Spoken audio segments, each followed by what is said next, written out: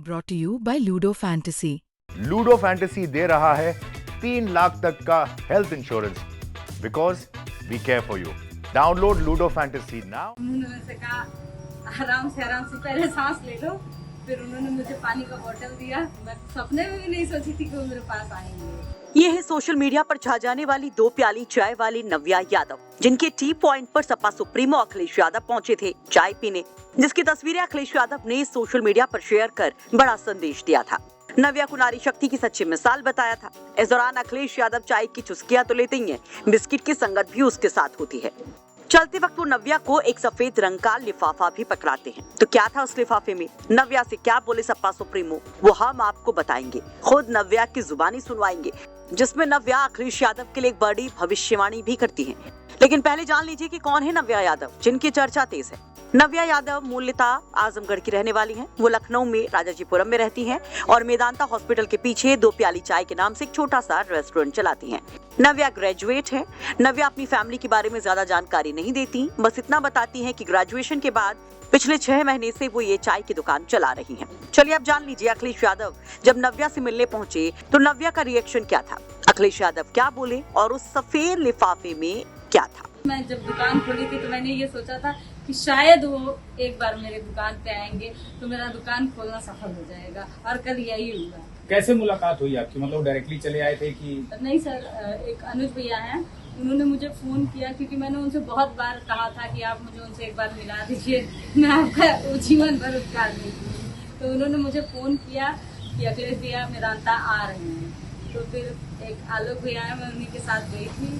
तो फिर मैं वहाँ पे गई दौड़ते दौड़ते, तो फिर उन्होंने मेरे से कहा आराम से पहले सांस ले लो, फिर उन्होंने मुझे पानी का बोतल दिया।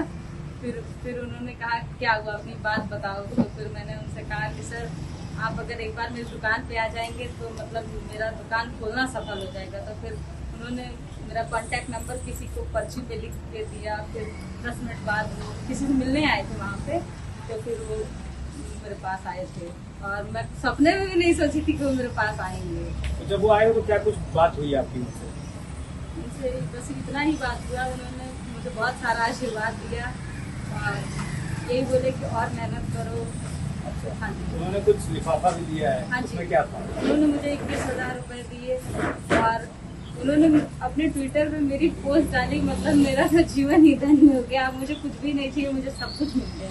उन्होंने एक्स पे पोस्ट किया, उन्होंने बहुत कुछ लिखा है उसमें, वो आपने पढ़ा था? हाँ जी, पढ़ा था। वो पढ़ के आपको कैसा लगा?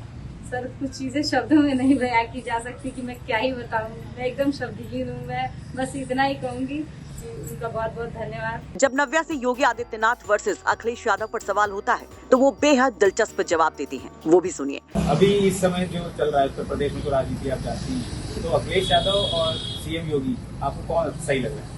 सर अखिलेश यादव की सरकार जब 2012 से 2017 तक थी तो उन्होंने गरीबों के लिए बहुत कुछ किया, उनको गरीबों का मसीहा माना जाता है।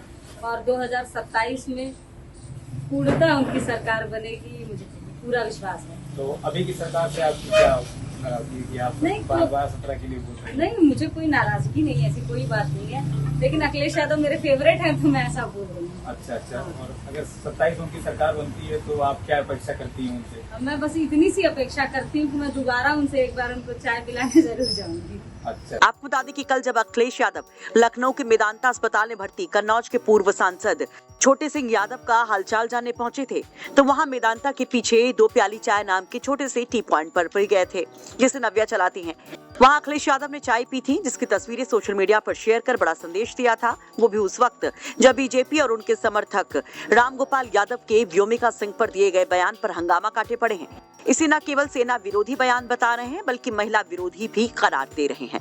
खुद सीएम योगी और दोनों डिप्टी सीएम ने इस मुद्दे पर सपा पर भयंकर इल्जाम लगाए, लेकिन अखिलेश यादव खामोश रहे और अब अखिलेश यादव ने इस मुद्दे पर बिना कोई बयान दिए महिला सशक्तिकरण के लिए एक संदेश दिया, जिसे इस मैटर पर एक बड़ा जवाब माना जा रहा है।